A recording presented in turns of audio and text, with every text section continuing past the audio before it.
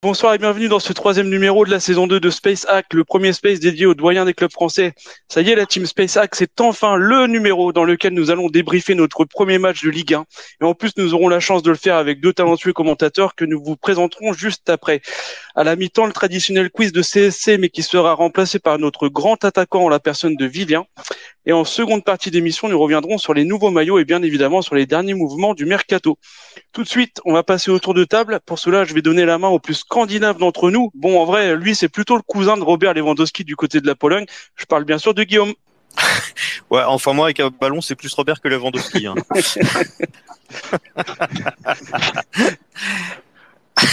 Alors après New York, il a choisi l'Espagne sous 43 degrés pour répandre la bonne parole de SpaceX. Notre globetrotter tout en sueur est aux commandes ce soir. Buenas tardes, Romain. Hola, ¿qué tal?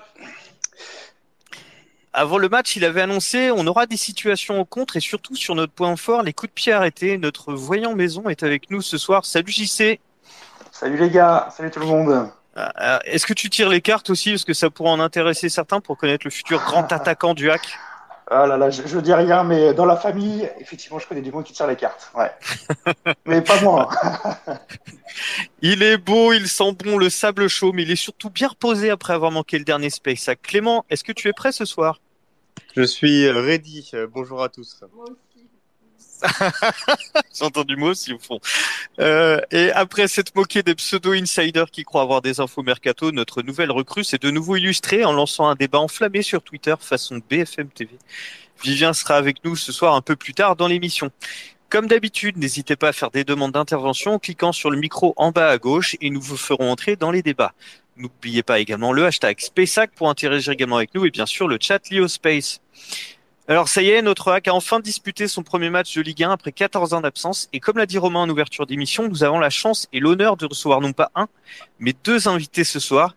Alors ils travaillent dans la même entreprise, ne portent pas le même maillot, ils ont le même patron, mais ne se croisent jamais dans les bureaux. Mais eux deux, ils font vibrer des milliers, que dis-je, des millions de Français avec leur voix inimitable.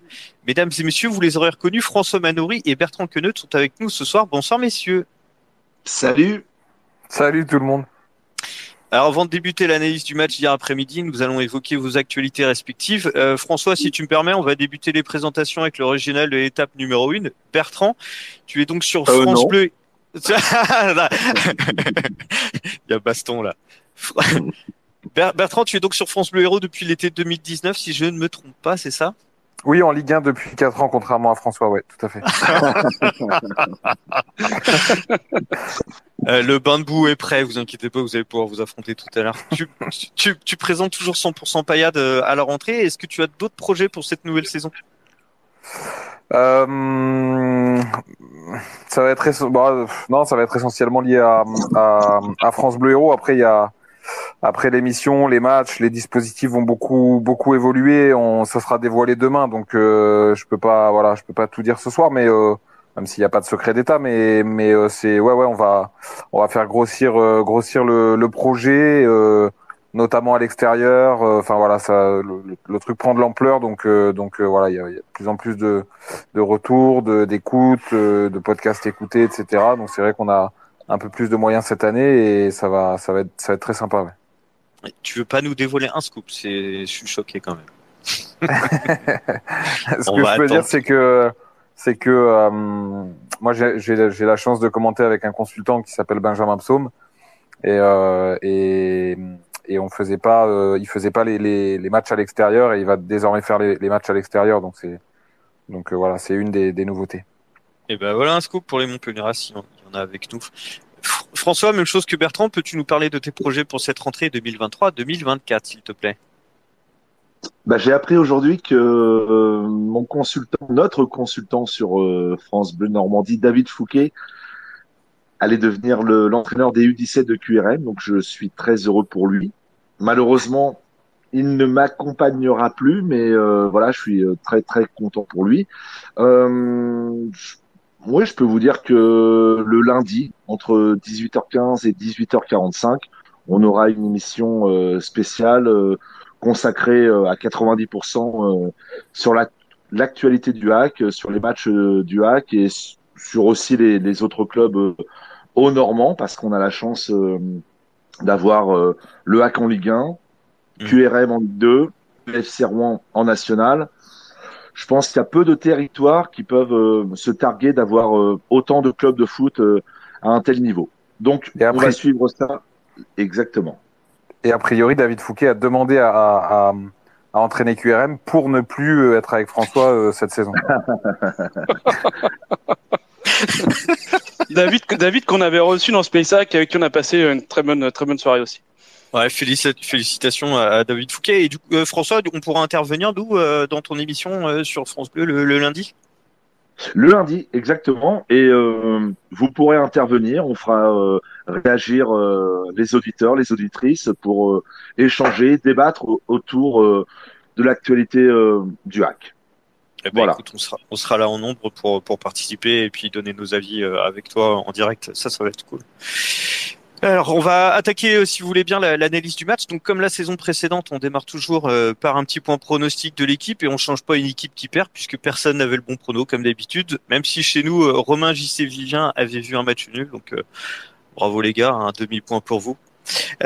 Question compo, donc le HAC s'est donc présenté avec 5 recrues sur la pelouse de la Mosson avec une équipe en 3-5-2 pour démarrer. Donc dans les buts, Arthur Desmas, en défense centrale, Johan Salmier, Aruna Sanganté, le nouveau capitaine du HAC, et Gauthier Lloris. Sur les côtés, nous avions Loïc Nego à droite et Josué Casimir en lieu et place de Christopher Opéry suspendu.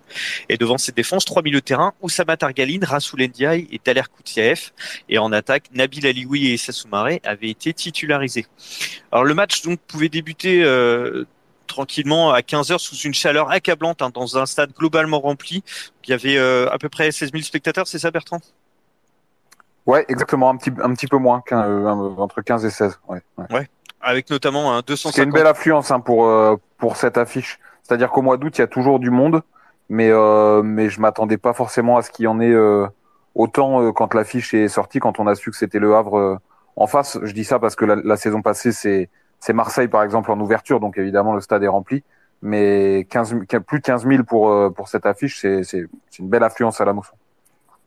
Ouais, les ciels et marines attirent, quoi, c'est ça. Et on a fait notamment 250 supporters havrais qui avaient fait le déplacement depuis la Normandie, donc à plus de 900 km, donc vraiment chapeau à eux. J'avais offert 3000 billets, du coup. Comme c'était Le Havre, j'avais offert 3000 billets, c'est aussi ce qui fait On t'en offrira un au moins quand tu reviendras à Océane. On va parler des chipots après, Dès le coup d'envoi, donc les Montpelliérains prenaient le contrôle du jeu. Les Havrais habitués à maîtriser en Ligue 2 jouaient très bas dès la première minute. Et il fallut pas longtemps pour avoir la première occasion des locaux, puisque à la deuxième minute, sur une tête de El Tamari, repoussé de 2 points par Desmas à terre, c'était J. Savanier qui reprit le cuir d'une frappe détournée en corner par la défense havraise. Alors, pas de temps d'adaptation pour les Ciels et Marines. La Ligue 1 a démarré sur les chapeaux de roue et les Havrais n'ont pas traîné non plus à se mettre dedans, puisqu'à la 5e minute, sur un coup franc obtenu par Soumaré, Johan Salmier est venu suite à un double contact transmettre involontairement le ballon, pas le bâton, à Gauthier Lloris qui n'avait plus qu'à pousser le cuir au fond du but de Lecomte. On reprend les recettes qui ont marché en Ligue 2. On recommence, François, c'est ça? Bah oui, tout à fait. De l'efficacité sur coup de pied arrêté, un très bon coup franc frappé par Nabil, et puis Gauthier Lloris qui rayonne dans les deux surfaces, que ce soit défensive ou offensive. Et effectivement, le HAC a été chirurgical sur sa première incursion dans le camp montpelliérain. Et effectivement, on retrouve, moi on va en causer après, mais j'ai retrouvé certaines recettes, certaines valeurs de la saison passée, notamment sur coup de pied arrêté, sur plein de choses en fait. On en parlera tout à l'heure. Et Bertrand, vous l'avez pris comment, la petite douche havraise dès les premières minutes? Bah écoute, moi j'étais, pour être honnête, j'étais assez surpris de la façon dont Le Havre a joué et plutôt maîtrisé dans le jeu par moment. Vous dites que Le Havre a joué bas, c'est vrai quand Montpellier avait la possession en première mi-temps. On voyait bien la ligne de 5 derrière, voilà, très très compact, très aligné.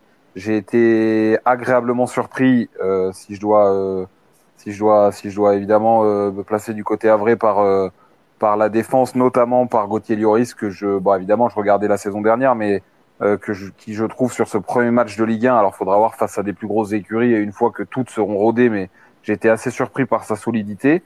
Après, je dirais pas que Le Havre a totalement joué bas, c'est-à-dire qu'ils sont venus aussi chercher haut dans le pressing les Montpelliérains en première mi-temps. Je trouve que tu vois, ils sortaient des flèches, Alioui à tour de rôle, Alioui Soumaré, mais aussi les milieux de terrain. Je trouve que ça jouait pas si bas que ça. En tout cas, et puis ça se projetait, ça se projetait assez vite. Après, je pense que devant, ça manque quand même, et vous en reparlerez sans doute, mais d'un vrai buteur, même si ça les a pas empêchés d'en marquer 2 sur ce coup-là. Après, voilà, je trouve que Le Havre a fait un match cohérent avec les armes du moment, avec la découverte de la Ligue 1, avec beaucoup de sérieux. Et faut être honnête aussi, c'est que Montpellier, vous avez pas vu hier le visage le meilleur visage de Montpellier, clairement, le visage que Montpellier a affiché depuis le retour de Michel Derzakarian, pas du tout. Et à la limite, les défauts de l'équipe montpelliéraine qui avaient été effacés par le retour de Michel Derzakarian, à savoir parce qu'il y en avait quand même pas mal la saison dernière sur la phase aller, et ils ont disparu ensuite, à savoir, et hier ils sont complètement retombés là-dedans, à savoir reculer. C'est une équipe qui ne sait pas gérer Montpellier, pas toujours, et hier c'était criant. C'est-à-dire qu'à un moment donné, quand tu réussis, pas miraculeusement, mais sur 2 coups de génie de Accor Adams en 2 minutes à renverser le match, c'est pas possible de reculer comme ils l'ont fait face à un promu. Encore une fois, avec tout le respect que vous savez que j'ai pour Le Havre, mais c'est pas possible de jouer comme ça à domicile face à un promu, face à une équipe qui est pas en confiance, qui vient de prendre 2 coups de massue sur la tête, et qu'a priori, le match il peut pas t'échapper. Et au-delà du gros raté de Léo Leroy, le match il doit pas t'échapper quand tu t'appelles Montpellier, que t'es quand même avec une ossature qui a pas trop bougé par rapport à la saison dernière et sur le mercato, où tu fais rentrer en plus des armes. Nordin, Wai, ce match il doit pas t'échapper. Sauf que Montpellier a fait ce qu'il faisait. Alors Michel Derzakarian était parvenu à effacer ça la saison passée, notamment à domicile et parfois à l'extérieur, pas toujours, mais c'était face à des beaucoup plus grosses équipes comme à Lille, ça avait été vrai la saison passée, où Montpellier recule en fin de match et finit par agoniser. Là hier, ça se reproduit et c'est pas normal. Et aussi des grosses erreurs défensives, ça avait aussi disparu avec l'apport de Kiki Kouyaté, qui pour le moment est pas au niveau où il était la saison dernière sur la prépa et sur ce premier match, et où on a vu 2 grosses erreurs défensives il y a une semaine contre Mönchengladbach en amical, et hier pareil, le marquage il est abominable sur l'ouverture du score. Et voilà, c'est vraiment les coups de pied arrêtés défensifs, le fait de reculer quand on mène, c'est vraiment des travers dans lesquels Montpellier est retombé hier. Merci Bertrand, c'est vrai que ma question c'était sur la douche froide, mais là tu as analysé tout le match, c'est parfait. Il parle beaucoup, Bertrand. Non, mais, je vais reprendre le fil si tu me permets, et puis on va. Il est l'heure des croissants, du coup, bon petit déjeuner à tout le monde. Merci d'être resté aussi longtemps avec nous, franchement c'était pas prévu. Donc mi-temps globalement équilibré, comme on disait, avec du déchet des 2 côtés, avec malgré tout quelques occasions, comme cette tentative de lob de Soumaré à la 26e minute et ce but refusé pour Montpellier à la 38e à la suite d'un hors-jeu. Les dernières minutes de la première mi-temps furent à l'avantage quand même des Héroltais, avec un pressing beaucoup plus imposant sur la défense havraise. Mais la plus belle occasion fut quand même à mettre au crédit de Soumaré avec une frappe trop croisée. François, notre retour en Ligue 1 a pas trop mal démarré sur cette première mi-temps. Ah, complètement. Moi, je trouve que le HAC a fait un match cohérent, et j'ai le sentiment quand même, pour rebondir sur les propos de Bertrand, qu'après le 2-1, les Montpelliérains ont fait preuve un petit peu de suffisance, nous ont peut-être pris un petit chouïa de haut en se disant, voilà, cette équipe avraise, elle a des difficultés offensives, on a fait le plus dur, on mène 2-1, on laisse le ballon, on laisse venir, et puis ça va rouler tout seul.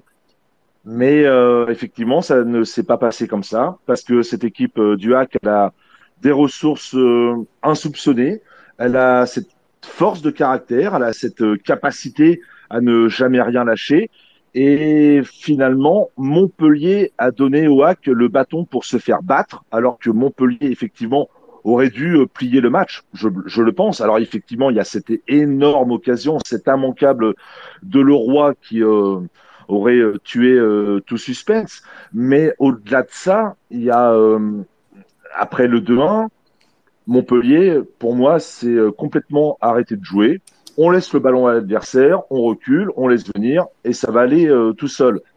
Et le HAC, on a décidé autrement. Et puis il y a ce but magnifique, hein. Il est magnifique, le but de Grand Cyr avec une combinaison avec Josué Casimir qui a été beaucoup décrié. Josué, selon moi, un petit peu trop, mais je n'ai pas revu le match, mais il a évolué dans un poste qui n'est pas le sien. Il a fait du dépannage, j'aurais envie de dire. Je trouve que les critiques à son égard ont été un petit peu excessives. Et force est de constater qu'il a quand même été prépondérant sur l'action qui amène l'égalisation. Et à l'arrivée, je pense qu'on s'accorde tous à dire que le match nul est somme toute assez logique, vu la physionomie du match. Alors, le Hack aurait pu faire, quand on dit le Hack aurait pu mener 2-0, on pense notamment à cette frappe en fin de première mi-temps de Soumaré qui passe à côté. Mais bon, entre le 2-0 potentiel pour le Hack et le 3-1 potentiel pour le MHSC, je veux dire, il y a pas photo. On peut pas comparer les deux occasions.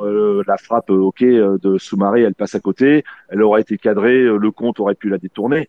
L'immanquable de Leroy, ça par contre, effectivement, on parle de l'efficacité chirurgicale en Ligue 1. Là, pour le coup, on a eu, waouh, une,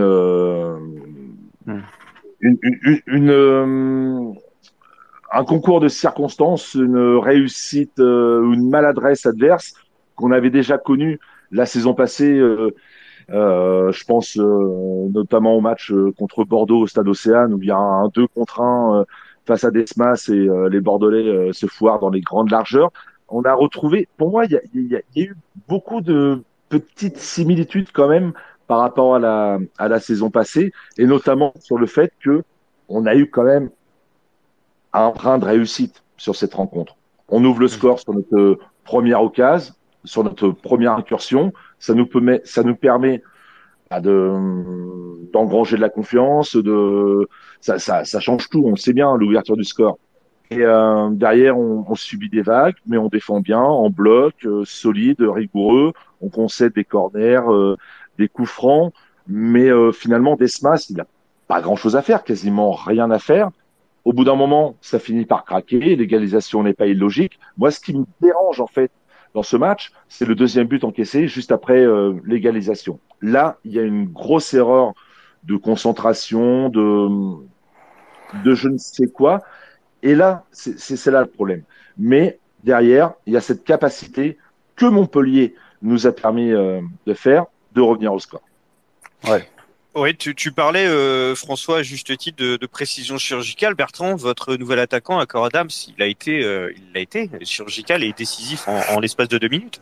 Ouais, il est monté, on va dire en puissance, hein, évidemment, parce que c'est son premier match. Il avait 4 ou 5 entraînements dans les pattes. Il était là depuis mardi. Donc, même si sa saison avait démarré en avril avec son club norvégien, donc c'est pas un joueur qui manquait de rythme, mais c'est un joueur qui manquait de repères, d'automatisme, qui découvre la Ligue 1, qui découvre ses partenaires. Il avait fait une oppo de 2 fois 20 minutes jeudi. Enfin voilà, il est monté en puissance. Il a été assez transparent évidemment, et c'est sans aucun jugement que je le dis évidemment sur la première mi-temps. Mais ensuite voilà, je trouve que sur la fin de la première, il y a notamment quand il est à l'origine du but finalement refusé à Montpellier, mais voilà, il monte en puissance et puis sur la deuxième mi-temps en 2 minutes, c'est extraordinaire quoi, parce qu'il est chirurgical, il est bien placé, et il fait le bon geste, il fait le bon saut, il fait le bon jump sur la tête, et ensuite sa prise de balle et les 3 touches avant de frapper pied gauche, faut frapper quand même, hein, faut la mettre à cet endroit-là après avoir fait cette course-là. Après moi je pense quand même que François, tu parles de concentration, il y a sans doute de ça. Moi je pense aussi qu'à ce moment-là, on est aussi dans une période un peu charnière du match où Aruna Sanganté, moi en tout cas c'est mon impression, il est en rupture, il est cramé. Et je pense que d'ailleurs l'entrée de Wai, il a carbonisé physiquement. Je trouve qu'il l'a fait exploser. Et c'est là que c'est pas normal non plus. Hier par exemple, Benjamin Lecomte, il nous parle, et je trouve qu'il a raison en zone mixte, de tenue du ballon. Michel Derzakarian, lui, il insiste sur le manque d'envie de défendre de certains joueurs. Mais je pense en effet qu'à partir du moment, ce qui est pas normal, la première chose pour moi, c'est que face au Havre à domicile, tu mènes 2-1, tu dois pas reculer. Mais une fois et tu dois pas laisser le ballon. T'as les joueurs pour le garder le ballon. Donc en fait, la première grosse erreur, c'est celle-ci, c'est de reculer et de pas savoir tenir le ballon avec des Ferry, qui tu veux, même des Leroy, des Fayad, ceux qui rentrent, etc. Le ballon, tu dois le tenir, tu dois l'avoir. Tu peux pas laisser le ballon à l'adversaire. Mais à la limite, si tu décides de laisser le ballon au Havre et d'être en bloc un peu plus bas, une fois que tu as fait rentrer Nordin, une fois que tu as fait rentrer Wai, c'est impossible que ce match-là se termine à seulement 2 buts pour Montpellier. Tu dois tuer en contre parce que oui, il y a l'occasion qui est ratée par Léo Leroy, mais avant ça, il y en a d'autres et il doit y en avoir d'autres après. En fait, il y a eu un problème à la récupération et c'est là que je trouve que le Havre a fait un gros boulot au milieu de terrain. D'abord avec les titulaires et ensuite avec ceux qui sont rentrés. Je trouve que Keshta a fait une entrée extraordinaire. Je trouve que Targaline a fait un match extraordinaire. Joujou a apporté aussi. Grand Cyr évidemment. Mais je trouve que vraiment au milieu de terrain, à part Joris Chotard qui a fait des récup et qui est d'ailleurs dans l'équipe type, dans une des 2 équipes type aujourd'hui, je trouve que le boulot a pas été fait suffisamment au milieu de terrain. Parce que si tu as plus de récupération, si tu arrives à ressortir plus proprement les ballons, tu dois tuer cette équipe du HAC quand tu t'appelles Montpellier hier en contre. À partir du moment où tu as décidé de jouer en contre avec les flèches que tu fais rentrer. Cet homme est passionnant, c'est incroyable. Tu me fais mes transitions, j'avais besoin de rien faire. Le tournant de la rencontre, en tout cas pour moi et pour nous, c'est les entrées en jeu de Joujou, Logbo, Grand Cyr, Keshta et le changement tactique en passage en 4-3-3.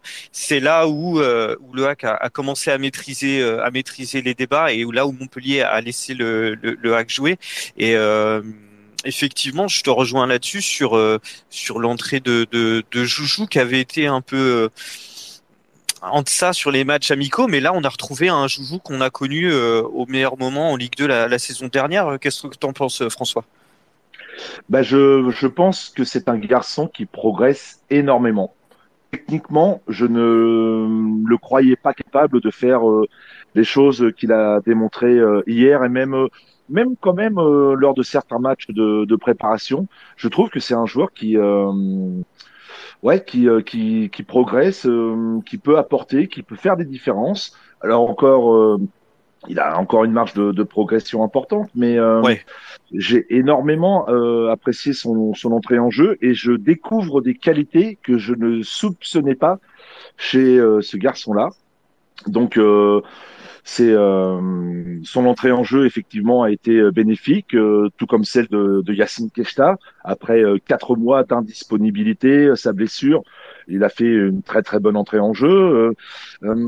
Moi, puisque Bertrand en a parlé, j'aimerais bien parler d'Aruna Sanganté.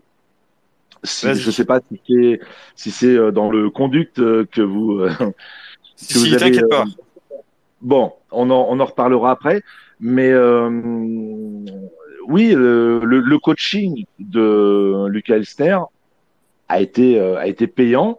Il a changé son système. Il le disait bien d'ailleurs, hein, que le 4-3-3, on avait des repères, on travaillait moins à l'entraînement parce que on était rompu à ce système-là et qu'il y avait peut-être moins besoin de le travailler. Et s'il fallait basculer en cours de match sur un changement de système, les garçons pouvaient plus facilement s'adapter.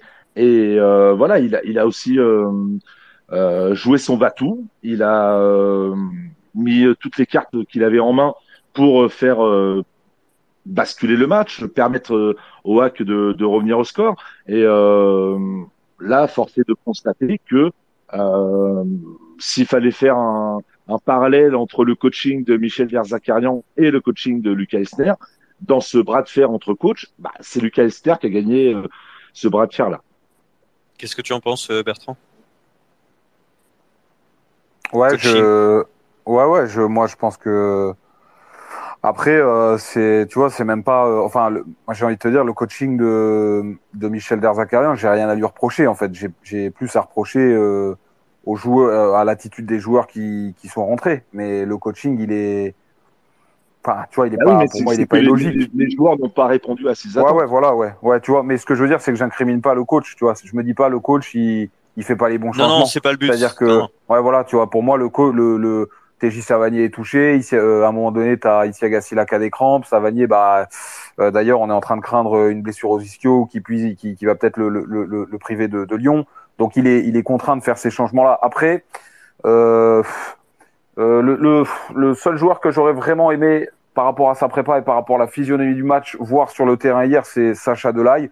Mais bon, est-ce que le match il se joue sur ça? Non. Donc le coaching, tu vois, le coaching, il est, on va dire, voilà, il est logique, il est pas choquant. Mais en revanche, ouais, clairement, l'attitude des joueurs, il y en a qui sont rentrés dans le bon mood et ils sont avrés. Il y en a qui sont rentrés complètement à l'envers et ils sont montpelliérains. Et c'est là que oui, on peut parler de coaching gagnant pour le coup de Lucas Elsner. Ça a redonné un coup de fouet à son équipe hier, clairement. Et j'étais assez surpris, moi, parce que quand je vois rentrer, évidemment, j'adore un joueur comme Keshta, j'adore Joujou. Bon, Joujou, je suis comme François. Moi, je soupçonnais pas qu'il puisse faire l'entrée qu'il fait hier. C'est un très jeune joueur avec des qualités, avec du talent, mais c'est un très jeune joueur. Grand Cyr, j'avais très honnêtement, tu vois, de l'extérieur, moi, je suis plus autant évidemment Le Havre que vous, mais j'avais pas l'impression que ce soit un joueur qui soit totalement calibré pour la Ligue 1. Et attention, on verra. Je tire pas des enseignements ce soir, on verra sur la durée. Mais hier, il fait une super entrée. Donc ouais, vraiment, les joueurs. Et puis je trouve qu'il y a un collectif, quoi. Il y a un esprit qui se dégage hier de cette équipe-là. Il y a une volonté commune, quoi. Il y a pas de joueur qui est rentré qui a voulu faire sa partition, quoi. C'était vraiment les vagues, elles ont été collectives. Voilà, ça a vraiment. Il y a des combinaisons qui sont tentées. Il y a, elle est magnifique la combinaison sur le deuxième but. Donc non, vraiment bravo. Et je trouve que en fait, ce qui s'est dégagé hier sur le terrain, c'est aussi un peu pour moi ce qui se dégage du Havre depuis. Et on en avait parlé la dernière fois que j'étais venu discuter avec vous, mais c'est vraiment ce qui se dégage depuis l'arrivée de Bodmer, de Roussier, de tous ces gens-là au club, quoi. C'est qu'il y a un truc collectif. Il y a une ascension qui est collective au Havre. C'est vrai que on nous avait demandé, nous, avec SpaceHack, pour une vidéo YouTube, pour un vlog, ce qui changeait, qu'est-ce qu'il y avait dans cette équipe qui faisait la différence. Et je leur avais répondu que chaque joueur dans l'équipe est prêt à mourir pour l'autre, en fait. Et on retrouve vraiment cet esprit d'équipe. Et on a l'impression, nous, en tout cas, pour ma part, d'avoir cette continuité par rapport à la Ligue 2. Vivien, salut, je vois que tu es parmi nous. Ça va? Bonsoir. Ouais, vous m'entendez? Ouais, au sujet du match d'hier, je voulais avoir ton ressenti sur, alors plus particulièrement au niveau collectif, sur l'association Koudziev-Targaline. Qu'est-ce que tu en as pensé, toi? J'ai trouvé l'association assez intéressante et porteur d'espoir pour la suite. Koudziev, Targaline et Ndiaye, enfin les trois, je pense qu'il faut les associer ensemble puisqu'ils forment un terrain à trois, un milieu de terrain à trois. Et j'ai trouvé Targaline au-dessus, comme tous les observateurs. Il a fait un match absolument génial. Alors je suis désolé, j'arrive un petit peu en cours d'émission, donc j'ai pas forcément entendu les analyses précédentes. T'as raté le plus important, mais c'est pas grave. Ouais, c'est pas un petit peu de redite de ma part, mais voilà, Targaline était un cran au-dessus de ses coéquipiers. Mais je trouve qu'ils ont une complémentarité technique tous les trois. Ils ont des profils qui se complètent bien.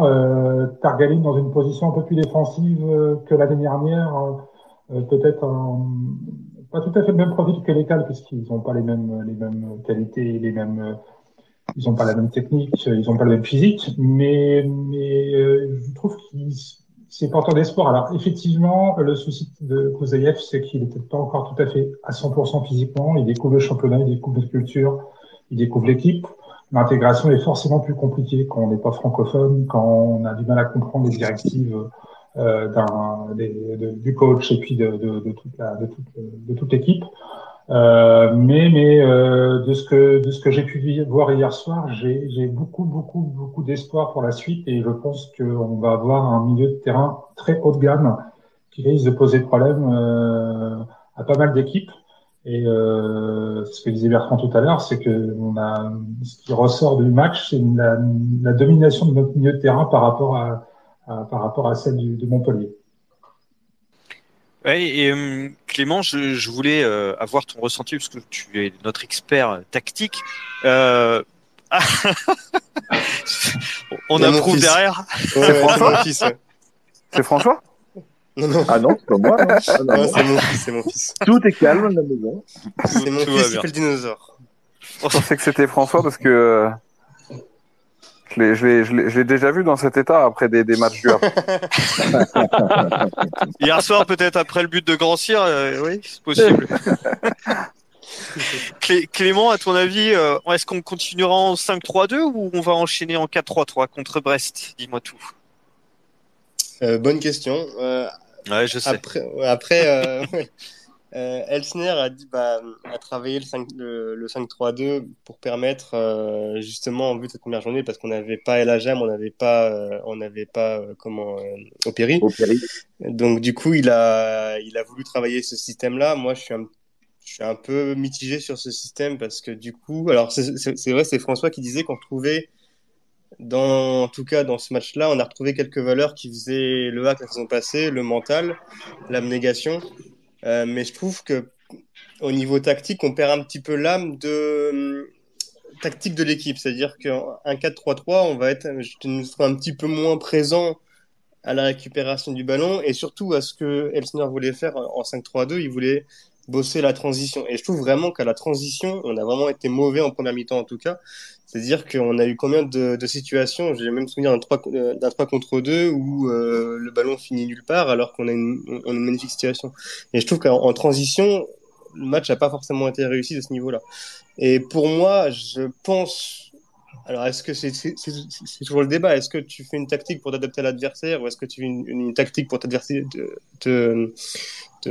essayer de voir avec tes joueurs pour faire une tactique en fonction de leur qualité? Moi, je serais plus partant pour jouer en 4-3-3 toute la saison et puis ensuite pour jouer en tout cas sur nos qualités et surtout pour jouer sur les profils des joueurs qu'on a devant. C'est-à-dire qu'on n'a pas de joueurs, en tout cas peut-être à part Alioui et encore, on n'a pas de joueurs qui peuvent s'implémenter dans une attaque à deux. Pour moi, on a une multitude d'ailiers, que ce soit Joujou, Grand Cyr, etc. Et on a, pour moi, pas les joueurs pour jouer à 2 points de devant. Donc, perso, si je devais choisir, moi, je partirais sur un 4-3-3 contre Brest. On verra ça. JC, en parlant de compo et d'équipe, est-ce que tu peux nous parler donner ton avis sur l'entrée d'Élisée Logbo hier? On l'a trouvé, moi j'ai trouvé plutôt intéressant et surtout sur le but de Grand Cyr, on peut le voir qu'il a un rôle vachement important par rapport à la défense montpelliéraine. Ouais, c'est vrai. C'est vrai que ce qu'il a fait, c'était intéressant dans l'action. Il a réussi un petit peu à s'effacer et faire un écran pour que derrière, Grand Cyr puisse s'infiltrer dans la surface et ajuster le compte. Donc c'est vraiment bien joué. Et puis aussi, il faut pas oublier l'amorti de la poitrine qu'il fait pour c'était Salmier, si je dis pas de bêtises. Salmier, ouais. Oui. Ouais. Avant, ça passe dans le corner, je crois que c'est pas vraiment fait le but. Mais non, il a apporté un peu de présence en fait. Devant, mais c'est normal parce qu'en fait là à ce moment-là on a joué en 4-3-3 avec une vraie pointe, donc forcément ça change beaucoup de paramètres. Après à voir si on va continuer dans ce sens-là ou on fera jouer un autre joueur ou éventuellement une recrue qui pourrait arriver cette semaine, je sais pas, mais c'est une piste. Il y a aussi le petit Ngoura qu'on avait vu en prépa aussi que j'avais trouvé intéressant avec un physique vraiment imposant.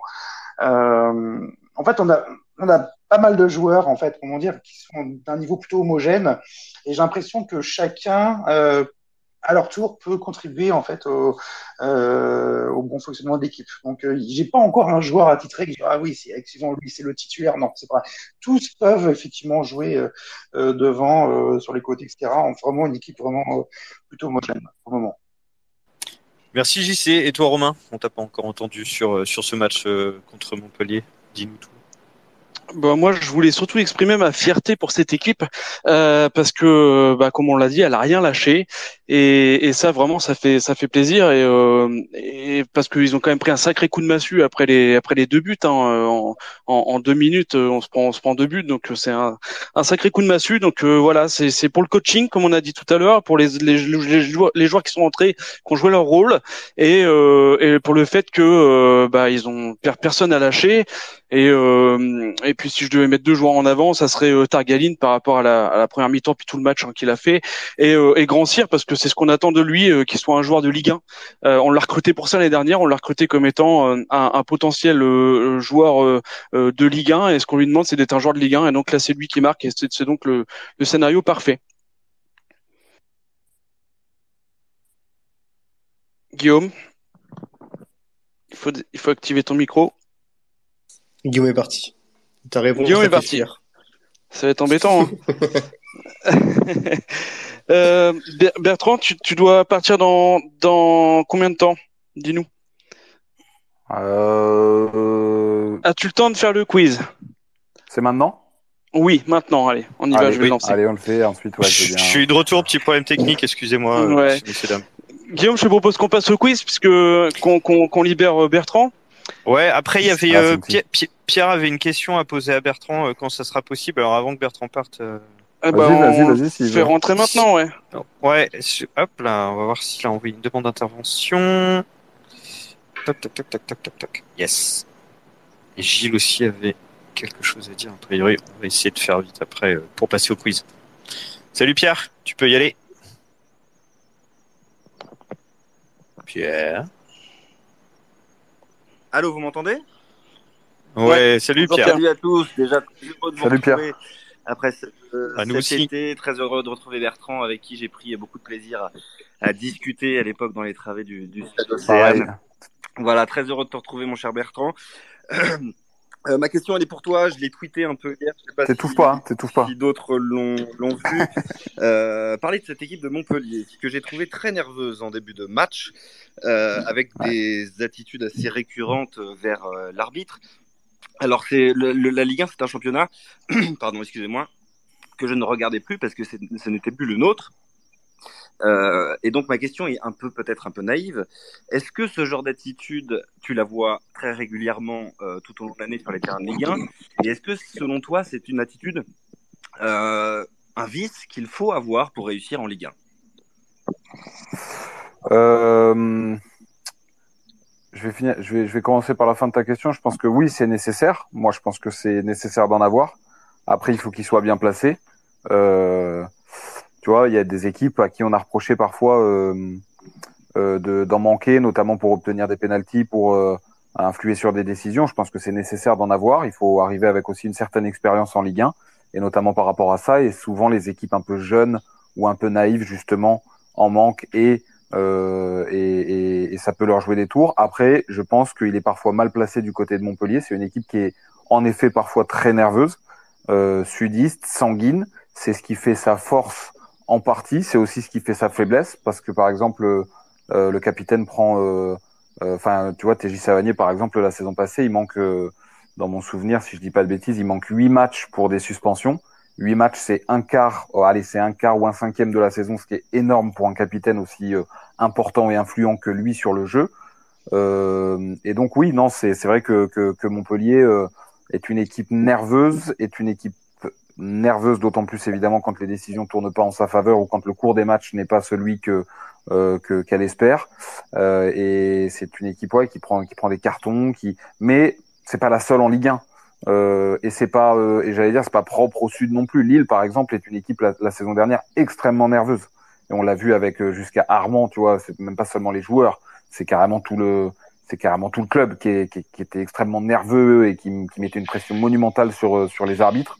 Donc est-ce que c'est propre à la Ligue 1? Je sais pas. Si ça vous interpelle, arrivant de Ligue 2, ayant suivi beaucoup plus de matchs que moi en Ligue 2, peut-être que c'est plus vrai en Ligue 1.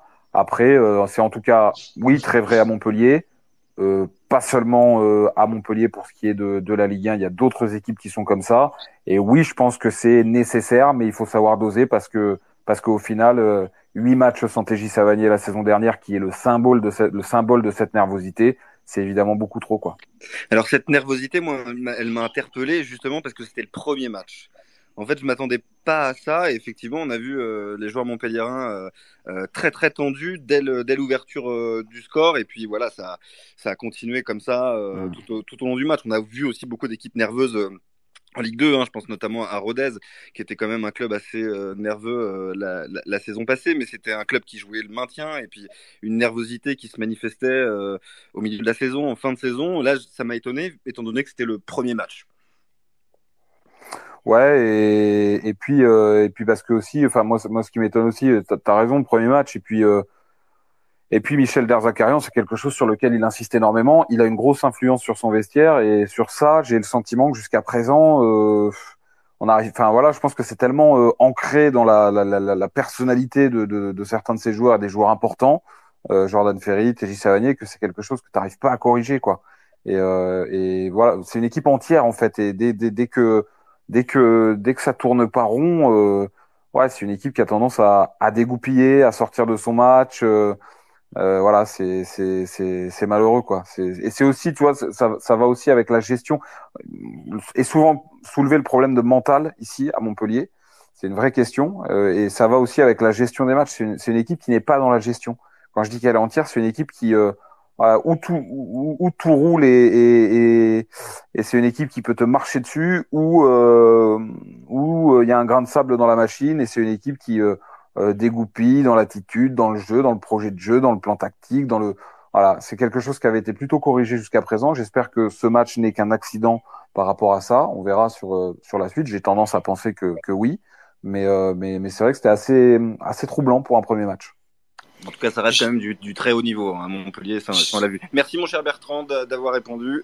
Reste avec nous, Pierre. Excellent. On va avoir besoin de toi dans quelques minutes. Gilles, tu voulais intervenir? Salut Gilles.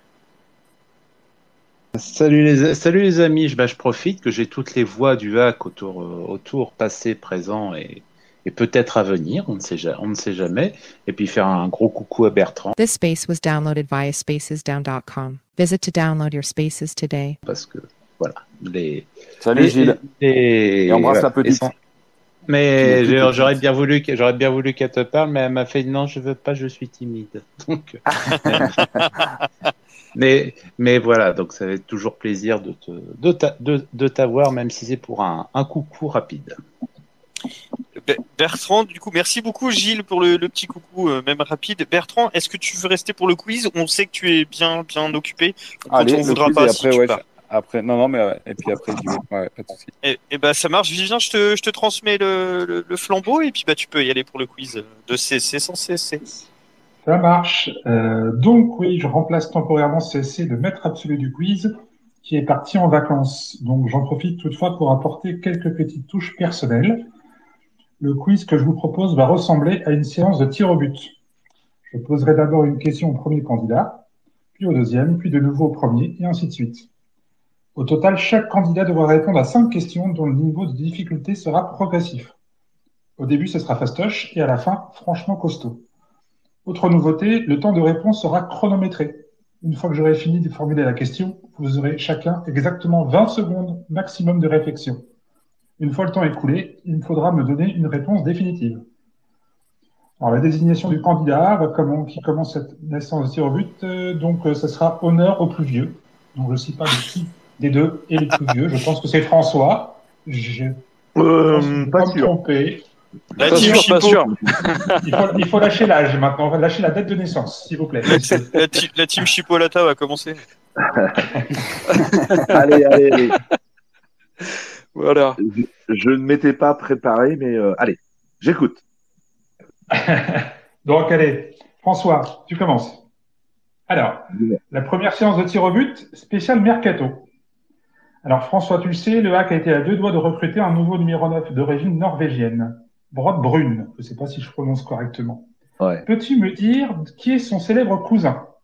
Réponse A.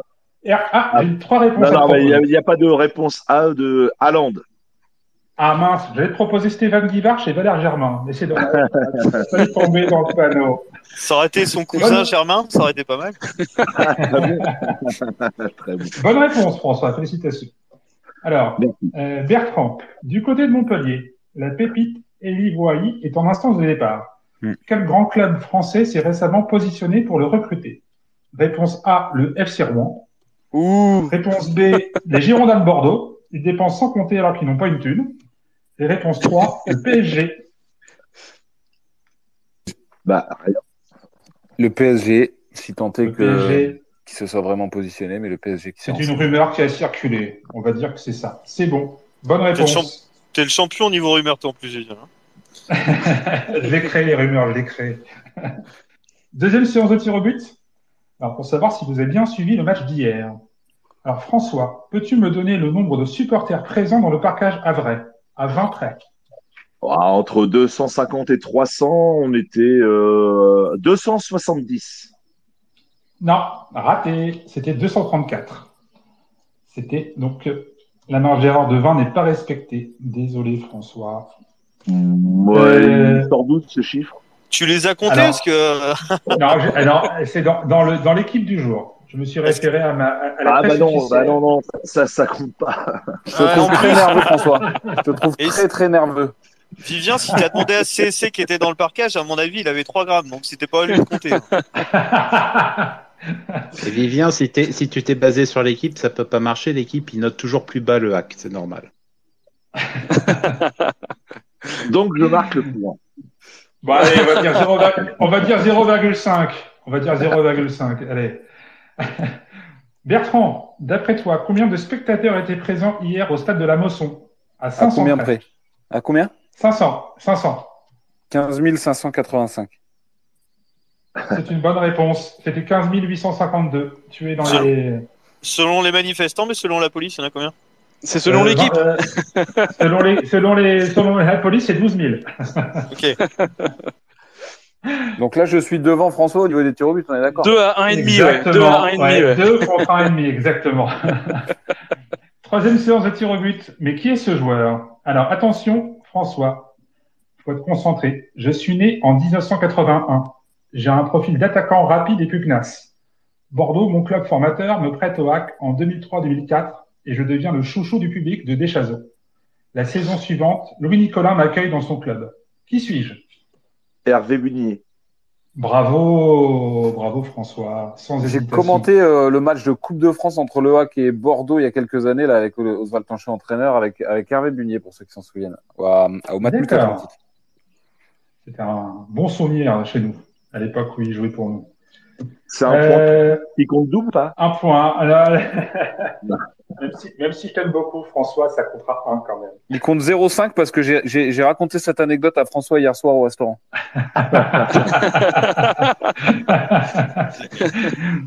Alors, Bertrand, à toi maintenant. Toujours dans la même logique, je suis né en 1972. Après 4 années pleines à Sochaux, je fais mes valises pour le Havre. Ma tâche est immense, remplacer l'immense Christophe Revaux, fraîchement transféré au PSG. Je quitte la cité Océane 2 saisons plus tard pour rejoindre Montpellier. Qui suis-je? Facile. Ah. Fais pas ta chipot, Bertrand, là. Il est sur Google. Il est parti Eh oui. sur Google.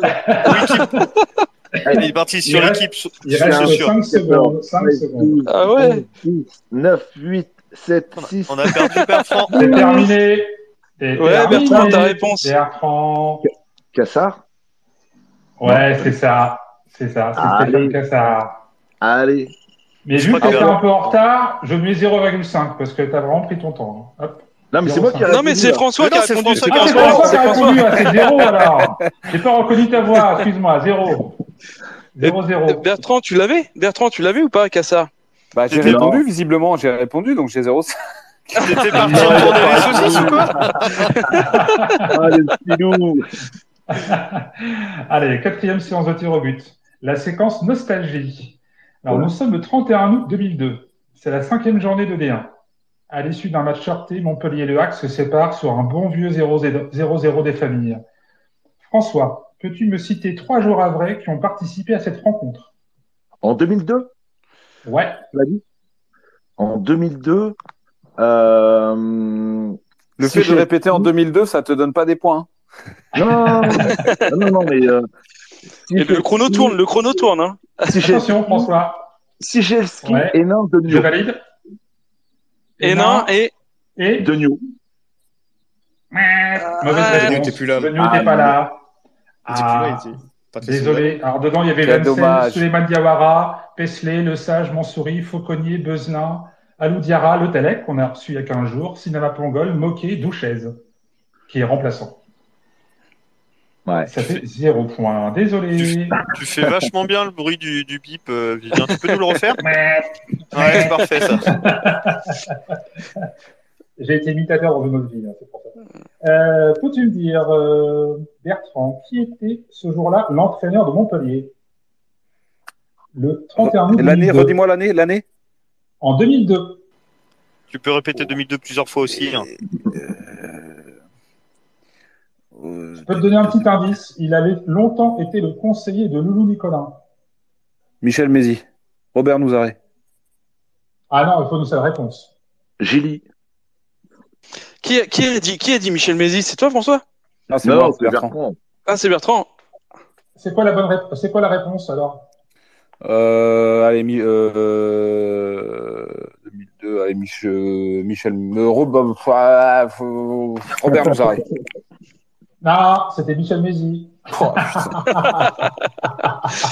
Raté. Et ça me fait penser à la séquence de tir au but des Françaises contre l'Australie, tout ça. Il y a beaucoup de ratés, les gars. Ça va finir à 25 tirs au but. On va faire tirer on va faire tirer la femme de François. Allez. J'achète des souffrances.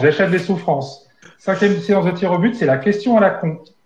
Alors, depuis sa création en 1872, François, combien de saisons en première division le HAC a-t-il connu? À combien Il n'y a pas de tolérance, c'est la question à la con. 34. Il faut une réponse précise. 34. Non, c'était 25. Désolé, Oh, François. 25 seulement? Ouais, c'est que 25, ouais. On se revoit dans 10 ans pour ça. Ouais, pour la 35e.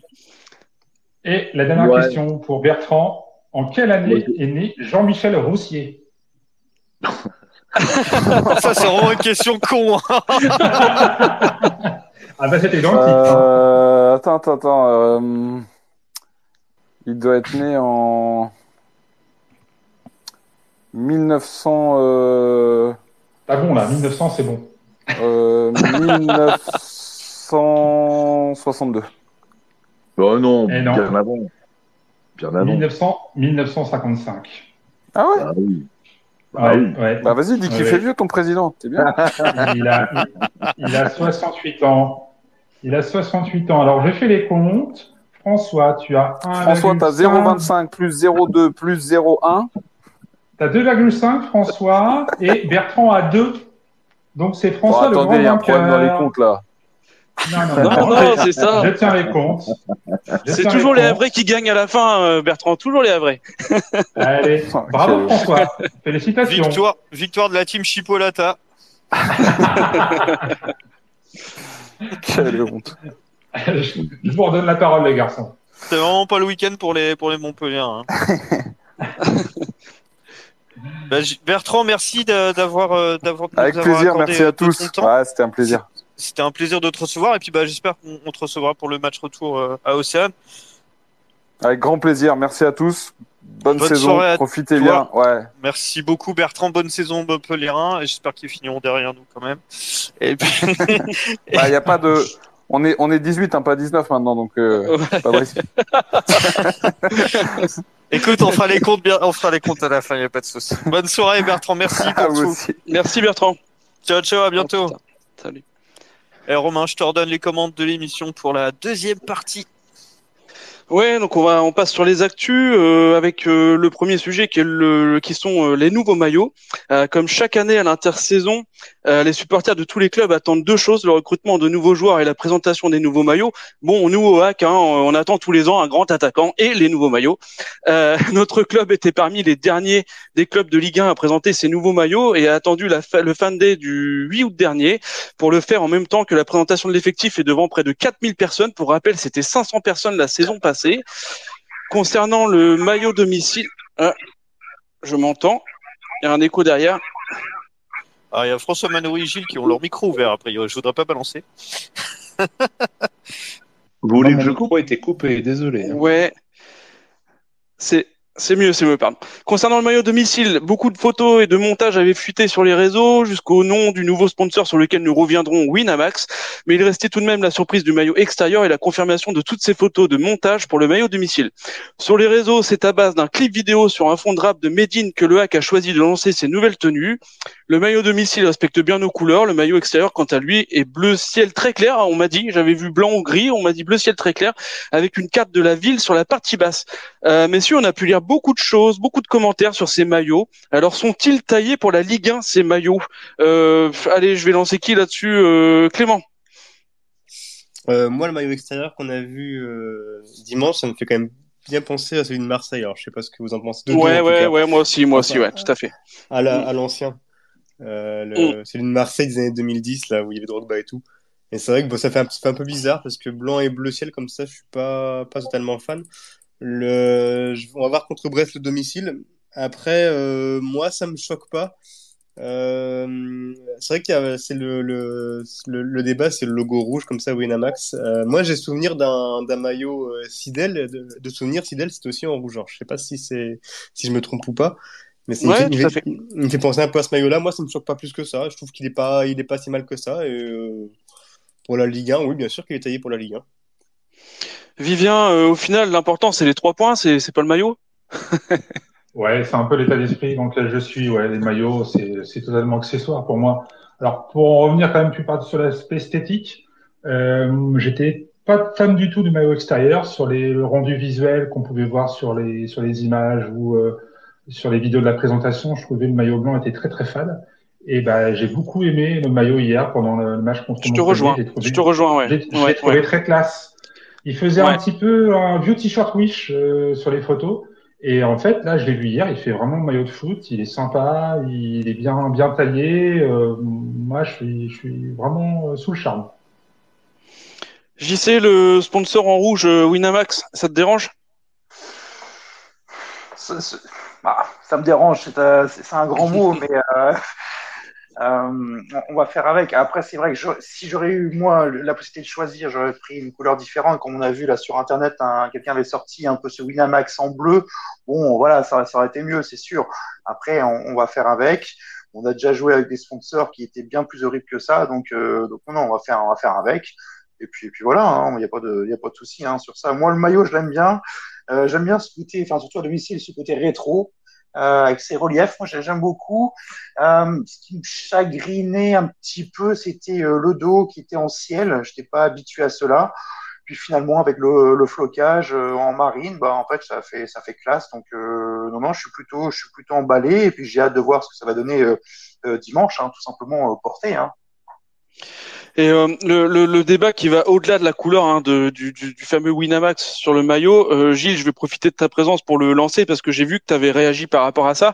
Le débat, bien sûr, c'est la nature même des activités de ce sponsor, hein, qui est un site de paris sportifs. Gilles, qu'est-ce que tu veux nous dire par rapport à ça? Bah, je veux dire tout simplement, c'est qu'à la base, on se rend pas compte quand même que le pari sportif, en fait, ça va être le nouveau tabac ou le nouvel alcool en termes de danger potentiel de santé publique et d'addiction. Donc c'était pour ça que je trouvais quand même assez dommageable, même si je sais que malheureusement, en plus cette année, ou avec CVC, en gros, on part avec un boulet à chaque pied au départ niveau financièrement, bah, il faut prendre l'argent là où il est. Et quels secteurs actuellement peuvent donner de l'argent dans le football? Bah, tu as les paris sportifs, tu as les boissons énergisantes et c'est à peu près tout. Donc bah, on prend ce qu'il y a, mais c'est quand même faire gaffe au niveau des soucis de santé publique que ça va avoir. Et on sait aussi qu'au terme de matchs truqués, même si en Ligue 1 ça coûterait très cher, on sait que c'est un sujet aussi, que ce soit dans le football, dans les divisions inférieures, que ce soit dans le tennis, et que les paris sont pris aussi sur ces sites-là par ces opérateurs sur des matchs potentiellement compliqués. Donc j'aimerais juste qu'on s'éloigne de le Winamax le plus possible à ce niveau-là. Et je parle de eux, mais ça pourrait être pour d'autres. Et je sais, il y a eu d'autres de nos homologues qui font des podcasts, qui eux ont été approchés, qui ont pris l'argent parce que eux aussi ont besoin. Je trouve ça un peu dommage. Quant à ce qui est de la couleur, bon, bah mettre du rouge sur le maillot du HAC, c'est quelque chose qui est toujours un peu compliqué, qui est un peu gênant, on va dire, surtout pour un sponsor principal. À l'époque de Sidel, la question se posait peut-être pas en ces termes. Mais là, effectivement, vu qu'il y a eu des précédents qui ont dit que certaines couleurs étaient interdites, comme le vert sur le maillot de Marseille qui avait été fait avec votre livreur de pizza préféré, là, si on avait pu le mettre soit en blanc, soit en miroir ciel et marine, ça aurait été pas mal aussi et ça rendrait. Mais ça, c'est une discussion à avoir avec l'entreprise concernée. C'est bien pour ça qu'au niveau des termes, tu m'as demandé si j'avais signé la pétition. Si j'avais fait la pétition, c'est pas moi qui l'ai fait parce qu'il y a certaines formulations quand on fait nos chers sponsors. Bon. Voilà, c'est pour ça que j'aurais pas mis le cas. Mais c'est surtout, voilà, c'est qu'on sache bien faire la différence entre les besoins d'argent et certains secteurs qui font pas. Si Ronan est à l'écoute, il aurait pas le même discours où il serait un peu jusqu'au boutiste dans le fait, si on interdit ça, on interdit autre chose. Mais là, pour le coup, c'est quelque chose pour lequel on peut intervenir directement. Et on le voit bien, il n'y a plus une émission où on te dit pas allez, on fait les paris, alors qu'en fait on va des fois faire des paris juste pour parler des cotes et redire bien souvent le nom de l'opérateur, alors qu'en fait on pense pas la même chose. Ouais, alors je vais te donner la parole, Guillaume, parce que j'ai vu que tu avais levé la main, tu avais fait rentrer Paul aussi, qui est reparti. Ouais, le côté un peu malaisant, moi, si je peux rebondir sur ce que tu dis, Gilles, c'est finalement le Twitter officiel du hack qui vient à donner les cotes avant le match d'un but de un tel. Enfin, j'ai vu passer ça. Ça, c'est le côté un peu malaisant. C'est peut-être ça que tu voulais dire, Guillaume. Ouais, exactement ça. C'est que Gilles disait, il faut qu'on s'éloigne le plus possible de Winamax tout en gardant le sponsor. On va pas dans ce sens-là, parce qu'a priori, il y a des conditions, et la condition, c'est de donner les cotes avant les matchs et donner des bonus, etc. Si on parie la victoire du hack de 0, je sais pas quoi. Là, ça m'a vraiment gêné, et je pense que ça a gêné beaucoup de supporters sur les réseaux, et je pense qu'on va devoir toute la saison se traîner ça. Et je trouve ça vraiment malaisant, et j'ai pas vu de message du hack disant de prévention sur justement l'addiction à ces paris. Donc ouais, je suis vraiment pas en phase par rapport à tout ça. Après, sur les maillots en soi, logo rouge, comme disaient les gars, on en a déjà eu avec Super U, avec Sidel, etc. Bon, c'est vrai que ça fait dégueulasse sur le coup, mais une fois porté, on va s'y habituer comme d'habitude, même si j'aurais aimé aussi l'avoir en ciel et marine. Mais c'est comme ça. Mais ouais, j'ai vraiment du mal avec cette communication autour de Winamax, et j'aime pas. Déjà, je suis pas fan du groupe. Leur communication sur les réseaux sociaux de Winamax de base est vraiment me déplaît fortement. Je déteste la façon qu'ils ont d'aller choper des parieurs. Donc voilà, je suis chafouin, on va dire, par rapport à tout ça. François, sans rentrer peut-être dans les détails, mais purement esthétiquement, qu'est-ce que tu penses des nouveaux maillots? J'ai fait un sujet justement sur les maillots lors du Fan Day, et la plupart des personnes que j'ai interrogées étaient plus sur le rouge qui les gênait, pas sur le sponsor en lui-même, sur l'esthétisme du rouge sur le maillot. Après, non, le hack met des messages de prévention par rapport au risque de jouer, d'addiction. D'addiction, exactement. Après, sur le, si on s'en tient à la couleur rouge, on parle de Sidel, mais avant, il y avait Total. À Total, on peut parler de l'environnement, de tout ce que vous voulez. Bon, moi, il y a l'esthétisme, il y a la déontologie, il y a tout ce que vous voulez, il y a l'aspect financier. Effectivement, ça fait débat, mais je pense que à travers ça, le hack doit se prémunir face au risque d'addiction au jeu. Et comment vous dire? Je, je je sais pas trop ce qui dérange en fait. Si c'est le sponsor en lui-même, si c'est la couleur, parce que on a vu, hein, certains ont fait un maillot avec des couleurs ciel et marine. Il est magnifique ce maillot. On retire le rouge, c'est fantastique. On fait fi du sponsor en lui-même. Donc, je suis très très partagé par rapport à ça. Qu'est-ce qui dérange précisément? Gilles a dit clairement sa façon de penser, mais après, je, Je vous dis ça en train de boire mon petit rosé. Donc attention, l'abus d'alcool peut être dangereux pour la santé. Enfin, Et moi, je parie sur une victoire de François Manoury à chaque quiz et j'ai pas perdu beaucoup d'argent. Hein.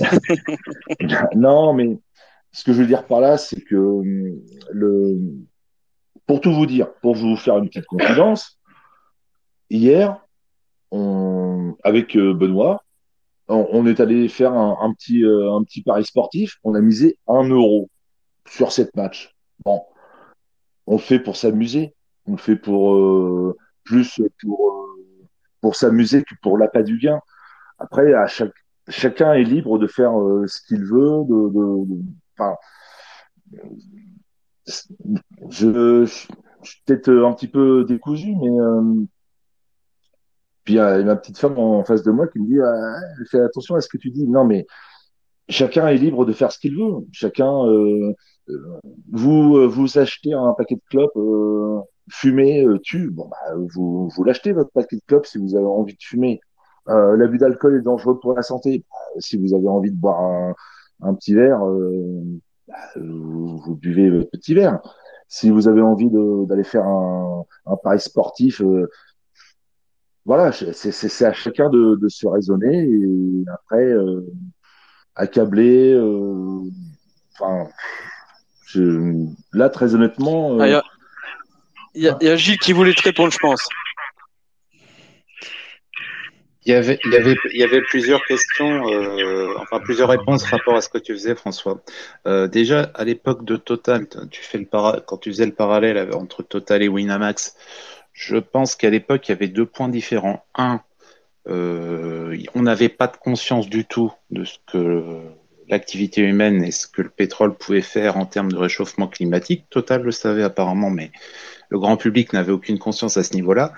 Et Total était une entreprise à l'époque, rapport au Havre, qui était quand même locale. Il y avait des gens qui travaillaient à la raffinerie. Il y avait quand même une attache locale dans ce sponsoring, de la même chose qu'il y avait Cisel. Donc il y avait aussi un attachement local. Winamax, c'est des bureaux potentiellement à Paris, d'autres qui vont être dans différents paradis fiscaux. C'est pas tout à fait le même lien que tu peux avoir. Quand tu parles ensuite tu fais ton petit loto foot, ton petit pari, tu prends ta petite clope, tu bois ton petit rosé. Oui, mais le problème, c'est comme pour tout. Le problème des addictions, c'est pas pour ceux qui sont capables de le faire. Hein. C'est pas celui qui va être, on parle pas de l'adolescent qui va fumer une clope en cachette pour pas que ses parents le sachent, mais on sait très bien que les addictions ont ça de terrible, c'est qu'on y va par le plaisir et on y reste parce qu'on ne peut pas s'en sortir. Dans l'alcoolisme, celui qui va aller picoler en cachette dans le garage pour se cacher de sa femme parce qu'il veut pas dire qu'il a un problème, ça existe aussi. Donc c'est aussi dans ce sens-là, et dans le pari sportif, tu as de la dépendance et tu as tout ce qui va avec, que ce soit en mallette, que ce soit en endettement, que ce soit en destruction de vie sociale, et avec le volet de blanchiment d'argent qui va derrière. Et ça effectivement, ça me gêne un petit peu plus que ce soit open bar en France à ce niveau-là. Et le message, nous vous rappelons que vous pouvez faire comme ça. Oui, c'est comme les démentis en presse. Hein. Il y a une info qui sort, il y a un démenti le lendemain. L'info, elle va rester, et le démenti, on l'aura vite oublié. Ben, le message de prévention, je le vois un peu comme ça, tel qu'il est fait, de la manière dont c'est fait en ce moment. Un dernier intervenant là-dessus, Vivien, tu voulais rebondir. On va essayer de recentrer aussi un peu le débat sur les maillots, mais et puis aussi Vivien, n'hésite pas à rappeler que voilà, hein, toute forme l'abus d'alcool est dangereux pour la santé, l'addiction aussi au paris sportif, c'est dangereux. Oui, complètement. Je vais dans ce sens-là, mais après, je pense qu'il faut aussi rappeler une règle très simple. C'est la loi française. La loi française interdit, via la loi E20, de faire de la publicité ouvertement par rapport à l'alcool, par rapport à la cigarette. Ce n'est pas le cas par rapport au paris sportif. On se réfère à la loi. Après, c'est entre la loi et la morale. Il y a toujours un débat infini. Hein. Ce débat-là, je pense que dans au sein du HAC, ils ont certainement dû l'avoir, j'imagine, parmi les dirigeants, par exemple avec Volpe, avec Roussier, ils se sont peut-être posé la question. Et puis, c'est une réalité économique. C'est pas non plus forcément de l'argent sale, même si c'est une addiction. Derrière, c'est de l'argent qui est bienvenu pour faire vivre le club, pour payer les salaires, pour faire en sorte qu'on soit compétitif en Ligue 1 cette année. Voilà, on n'a pas pris de l'argent des barons de la drogue. Hein. C'est pas la drogue du Mexique ou de la triade chinoise. Ou du port du Havre. Ou du port du Havre. Hein. Ou du port du Havre. Hein. Faut remettre les choses aussi en place. Hein. Remettre l'église au milieu du village. Voilà, c'est l'argent, c'est légal, c'est autorisé. D'autres clubs le font. Et c'est cadré. Et si un jour l'État français décide ou l'Europe décide que c'est illégal, ils mettront une loi qui interdira la publicité pour les paris sportifs. Et là, on changera de sponsor. Je pense qu'il faut pas aller. Ces débats-là sont un peu stériles, je pense. Enfin, au bout d'un moment, il faut passer à autre chose, quoi. Ce sera le mot de la fin, on va passer justement à autre chose, puisqu'on va passer sur la partie mercato pour cette dernière partie là de Space. On le répète assez tout au long de la saison, le HAC est toujours dans l'attente de faire signer un buteur, un pur numéro 9. Et pour trouver la perle rare, Mathieu Bonnemer et son équipe se sont attaqués au marché scandinave en visant 2 joueurs. Emmanuel Sabi, milieu offensif attaquant, américain de 25 ans, en provenance d'Odense-Beka au Danemark. Alors, je ne sais pas si je prononce bien. Et Jonathan Brun, tout à l'heure tu l'as prononcé comme ça, Vivien, je vais repartir là-dessus. Un avant-centre évoluant en Norvège et cousin d'Erling Haaland. Le premier cité s'est donc engagé en faveur du HAC pour ces 4 prochaines années, alors que le second a finalement préféré rallier le championnat belge visiblement. Mais surtout, Mathieu Bonnemer a mis un terme aux discussions car le club norvégien de Strømsgodset aurait pris les dirigeants havrais pour des pantins. À noter également la prolongation de l'une de nos pépites de la saison passée, de Yacine Keshta, qui s'est engagé avec le doyen jusqu'en 2026, et également la mise à l'essai de Jonathan Kodjia, attaquant de 33 ans, qui a débuté à Reims, puis passé par Caen, Angers, Aston Villa, entre autres. Il était au Qatar depuis 2020. Au final, le HAC se retrouve avec pas moins de 33 joueurs sous contrat. Il va donc falloir penser à dégraisser également. Messieurs, des regrets sur la pépite norvégienne, sur quoi voulez-vous revenir? Allez, Guillaume. Ce que tu veux. Non, alors vas-y, je t'en prie. Sur la pépite norvégienne, ouais, on a tous été hypés un peu, cousin d'Haaland, on a vu quelques vidéos, on s'est dit c'est le grand attaquant. Après, au final, il a pas fait grand-chose, je trouve. Donc je fais confiance à Mathieu Bonnemer pour nous trouver quelqu'un d'autre. Je suis sûr qu'il a de la ressource pour nous avoir quelqu'un envie de signer au Havre et pas qu'il se laissera tenter par l'argent comme le cousin d'Haaland a priori qui ira en Belgique. Donc, non, moi je suis pas déçu. Je l'étais un peu au début, mais j'ai vite digéré. Clément, notre dataman là. Alors, qu'est-ce que tu penses des derniers mouvements et de l'arrivée peut-être de Sabi, de la mise à l'essai de Jonathan Kodjia? Voilà. Dis-moi. Bah, pour Sabi, ouais, je suis assez hypé quand même. C'est un joueur qui évolue dans le championnat danois, qui est capable de jouer dans l'axe, même si son poste préférentiel, ça reste ailier droit. Bon dribbleur, rapide. Là, d'après ce que j'ai vu, alors je le connais pas, hein, mais d'après ce que j'ai vu sur les quelques forums ou autres, c'est par contre manque de réalisme. Et puis c'est un joueur qui est assez versatile, c'est-à-dire qu'un match il va pouvoir sauver le match et le match d'après on va pas le voir pendant 90 minutes. Donc c'est Cornet quoi. Ouais, c'est Cornet, c'est le Cornet américain. Alors, je pense que par contre ça va être je pense que c'est bien scoudé et je pense qu'on va avoir des émotions avec ce gars-là parce que ça a l'air vraiment d'être le type de joueur qui peut te sauver un match ou qui peut te faire un match. Donc au contraire, je suis assez content du recrutement.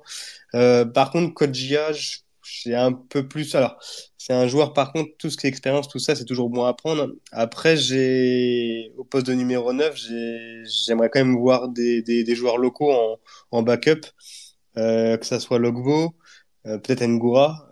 Je pense qu'ils méritent peut-être d'avoir leur chance en fin de match ou grappiller quelques minutes. Et par contre, partir sur un mec qui est indiscutable devant. Donc, on va voir qu'est-ce que ça va être. Je pense, donc, du coup, c'est pas le Norvégien. Apparemment, là, ce soir, il y a sur une émission là sur YouTube, Il y a un gars qui a dit qu'on était en contact avec un joueur qui valait 2 millions, 2 millions, je crois que c'est ça. 2 millions 100 000, ouais. 2 millions 100 000, ouais, que tout le monde connaissait. Donc, pour le coup, c'est pas un mec, je pense, du championnat danois. Donc, un mec encore sous contrat, numéro 9, 2 millions 100. Faites vos jeux. Il vaut combien, Kadewere? Je pense que Kadewere, je me demande s'il le libérerait pas. C'est plus le salaire, je pense qu'il. Ouais, tout à fait, ouais, c'est le Il vaut salaire. plus que ça en salaire, de toute façon. Ouais. Gilles, peut le payer en chipolata, je sais pas. Gilles, tu souhaitais intervenir, je crois, sur le mercato. Quand tu parlais de l'attaquant norvégien, quand on commence déjà à présenter le gars comme étant le cousin d'un autre, aussi bon soit-il, déjà, moi je préfère qu'on me dise c'est quoi ses qualités, si sa première qualité c'est d'être le cousin de son cousin. Bon, bah on passe à autre chose. François, qu'est-ce que tu penses des derniers mouvements? Est-ce que tu es comme nous, tu attends encore le numéro 9, ce numéro 9? Je pense que un renfort offensif est indispensable. Après, vous me parlez de Kodjia. Moi, je l'ai bien suivi à une époque où je suivais le SCO d'Angers. Il avait fait une super saison. C'était en 2015, je crois. Donc, ça nous ramène 8 ans en arrière. J'ai pas suivi son parcours après. Il avait fait une top saison avec le SCO d'Angers. Bon, je suis pas sûr que ce soit une piste vraiment crédible. Je n'ai pas plus d'informations par rapport à ça, mais il est clair qu'il faut renforcer le secteur offensif. Je ne sais absolument pas ce que vaut Sabi. Enfin, sauf si vous suivez le foot international et que vous avez Et danois. et danois. Tous les jours. Non, on sait absolument pas. Voilà, mais il faut prospecter dans des championnats, j'aurais envie de dire entre guillemets de seconde zone, parce que quand on place la Ligue 1, le championnat de France dans le top 5 des championnats européens, j'ai toujours du mal à entendre ça parce que Il n'y a pas de top 5, François. Comment se fait-il qu'on soit encore dans le top 5 par rapport au parcours de nos clubs en Coupe d'Europe, etc., etc. Donc, voilà, on va prospecter dans les pays scandinaves, dans des pays à Chypre, ce que vous voulez. Je sais pas ce que valent ces joueurs. Par rapport à Kodjia, je l'ai vu évoluer effectivement, mais c'était il y a 8 ans. Je peux pas vous en dire plus. Il y a 8 ans, il était extraordinaire. Aujourd'hui, ce qu'il vaut, j'en sais. Oui, ça fait 3 ans qu'il était en vacances au Qatar, hein. Donc, on sait pas, effectivement, on sait pas ce qu'il vaut aujourd'hui. Je suis pas sûr que ce soit une piste vraiment. Enfin, j'en sais rien. J'en sais rien, mais en tout cas, c'est pas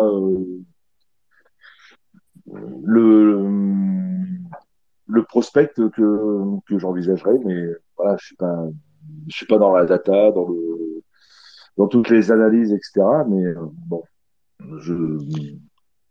j'attends de voir. Et j'ai pas envie de vous dire des choses que je ne sais pas. Merci François. JC, le voyant de l'équipe là qui voit ce que va faire le HAC avant le match. Tu pries le dieu du foot tous les soirs, le dieu du mercato pour qu'un numéro 9 arrive? Ah bah je surveille. Hein. On sait que finalement ce numéro 9 peut venir à tout moment. Donc effectivement la nouvelle peut tomber. Donc à voir. Effectivement, il y a une proposition qui aurait été faite pour un attaquant. Hein, ça a été annoncé par Walid Acharchour. À voir. Alors ils disent que c'est un joueur connu, mais connu par eux. Donc connu par eux, c'est pas forcément connu par le grand public. Nous, on va peut-être connaître, mais pas tout le monde. Donc je sais pas. À voir. Puis après, se pose des questions. Le joueur, est-ce qu'il est en forme physique? Voilà, c'est plein de paramètres hyper importants pour nous, pour notre championnat. Vivien, on t'a pas entendu sur le mercato? Il a rien à Oui, dire. Cherche pas. pardon. Il a tout dit sur BFM Normandie tout à l'heure. Ouais, c'est ça. Je suis à court d'argument. Sur le mercato, Sabi, wait and see, j'en sais rien. Je sais pas ce qu'il vaut. Je vous avoue, je m'intéresse pas trop aux joueurs des championnats étrangers, surtout dans les pays nordiques. Donc, j'espère qu'il est au niveau tel qu'espéré. Ses statistiques avaient l'air pas mauvaises du tout. Hein. Je crois qu'il avait marqué 8 buts et fait 5 passes décisives en une vingtaine de matchs. Mais que vaut le championnat danois? C'est au Danemark qu'il jouait ou au Norvège? Je sais plus. C'est ça, Danemark. En Danemark. Voilà. Donc, et puis par rapport au profil du futur joueur, on a encore 15 journées à attendre. C'est la fin du mercato le 31 août. Donc d'ici 15 grosses journées, on saura l'identité de notre futur numéro 9. Je suis assez confiant sur le choix définitif du joueur par rapport à ce que la garantie de qualité que nous a offert Bonne-Mère et les équipes sportives sur les choix des recrues. Donc je suis confiant, moi je patiente et puis on verra bien. Et en attendant, on n'est pas dégueu à avoir joué. Quand on a fait un bon match hier, je pense que dimanche on va gagner contre Brest, j'en suis convaincu. Donc voilà. Guillaume, je te propose de réagir sur le mercato et d'enchaîner derrière vers la fin du space, si ça te va. Bah vas-y, pose-moi une question. Qu'est-ce que tu veux que je te dise sur le mercato? Je ne sais pas, réagis sur ce que tu veux. L'arrivée de Sabi, je sais pas. Tout ce que je pense de l'arrivée de Sabi, c'est que j'ai vu une vidéo où il fait un coup du sombrero qui est magnifique, donc je suis sûr qu'il est génial. Ouais, mais des vidéos, on n'en a vu pas, hein. Non, sans blague, je pense que il est jeune, il est jeune, il est beau, je m'en fous. Non, il est jeune, il est international américain.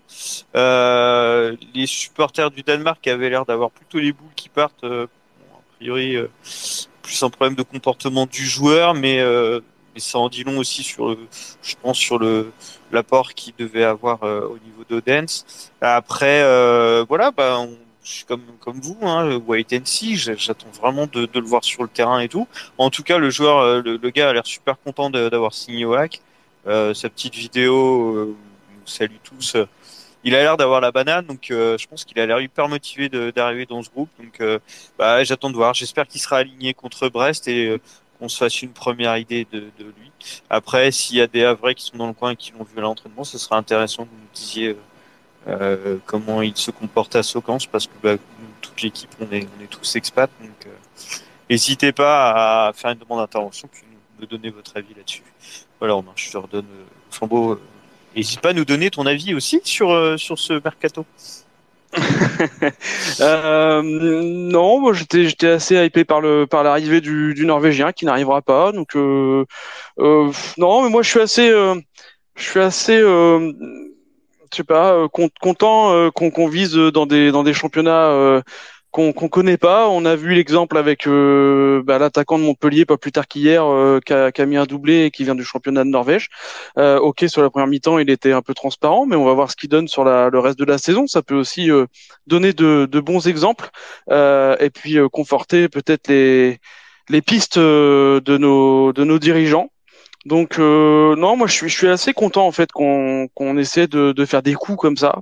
Je sais pas, peut-être que un fonctionnera pas du tout et l'autre explosera. Donc pareil, hein, je vous rappelle que Kadewere c'était un coup hein, un peu du même esprit que ce qu'on voulait faire avec les Norvégiens. Donc et ça a fonctionné. Donc voilà, non c'est bien. C'est bien qu'on essaie de faire des choses comme ça. Kadewere, c'est pire, il était blessé au moment oui, de en sa plus. signature, hein. C'est encore plus fou. Encore pire, encore plus fou, ouais, tout à fait. Je vous propose qu'on conclue ce space, Guillaume. Ouais, j'ai vu que Vivien levait la main au fond de la bah classe. alors, vas-y, Vivien. Un dernier truc totalement hors sujet, mais j'ai une excellente nouvelle, Guillaume, une excellente nouvelle. Pour moi, Bordeaux et Concarneau font 0-0. Bordeaux est tenu en échec à domicile. Excellent. Je sabre le champagne, les amis. Excellent. Et vive la Bretagne. Chadli a fait un geste marquant, il a pris un carton jaune. Voilà, on a parlé de Chadli. Tiens, d'ailleurs, Moussadek, il joue pas pour ceux qui regardent? C'est Moussadak, il me semble, qui a Non, confirmé. Chadli. Chadli, c'est Chadli qui est parti. Il a Je crois fait un qu'ils très bon étaient, match. je crois qu'ils étaient deux partis à Non, non, non. C'est Wade qui est Et- parti. Il joue en national, Moussadak. Ah, c'est Waïb. Ouais. Waïb, Ah, c'est Waïb, c'est Waïb. Waïb, je l'ai pas vu. Je sais pas s'il est titulaire. En tout cas, Chadli. Non, Waïb est pas titulaire. Mais Chablis, apparemment, un très bon match. Ouais. Chadli, pas Chablis. Oui, Chablis, c'est pas on a pareil. entendu- on a entendu la même chose. L'abus d'alcool est dangereux pour la santé. santé. On le redit. On le redit. Ah, là, Mais ça fait des bonnes blagues à l'antenne. Ah, c'est parfait Ouais. pour conclure, Robin, qu'est-ce que t'en penses? Impeccable. Eh ben, ça marche. Le mot de la fin pour toi. Ouais, bah avant de conclure, même s'ils nous écoutent pas forcément, on voulait souhaiter un très joyeux anniversaire à l'heure de nos héros d'hier soir, Samuel Grandcir. Je crois qu'il doit fêter ses 27 ans si je dis pas de conneries. En tout cas, merci à François Manori, qui est plus là non plus. Merci à François Manori et à Bertrand Queneux d'avoir été avec nous ce soir. Comme d'habitude, ce fut très enrichissant et vraiment un réel plaisir d'échanger avec eux. Alors même si ils ont tendance à beaucoup parler, c'était quand même super. Un peu plus compliqué à animer. J'ai fait sauter mon conducteur, mais c'est pas grave, c'était génial. Merci en tout cas à tous nos intervenants, Gilles, Vivien, Clément, JC, Pierre aussi qui est intervenu pendant l'émission. Merci à tous nos auditeurs, les anciens, les nouveaux. Enfin voilà, j'espère que vous avez pris autant de plaisir à nous écouter que nous avons eu à la préparer. Et on se retrouve dans 2 semaines avec un invité surprise comme d'habitude. Et on vous en dira plus dans quelques temps sur les réseaux sociaux. Suivez-nous et puis vous serez pas déçus. Je vous souhaite à tous une très très bonne soirée. On se retrouve peut-être pour certains au Stade Océane dimanche pour la rencontre contre Brest. N'hésitez pas à venir nous passer un petit coucou si vous voulez dans les travées du stade. Je vous souhaite à tous une très bonne soirée et puis allez le hack. Bonne soirée. Bonne soirée à tous. Salut. Bonne soirée à tous. Salut. Salut les copains. Bonne soirée. This space was downloaded via spacesdown.com. Visit to download your spaces today.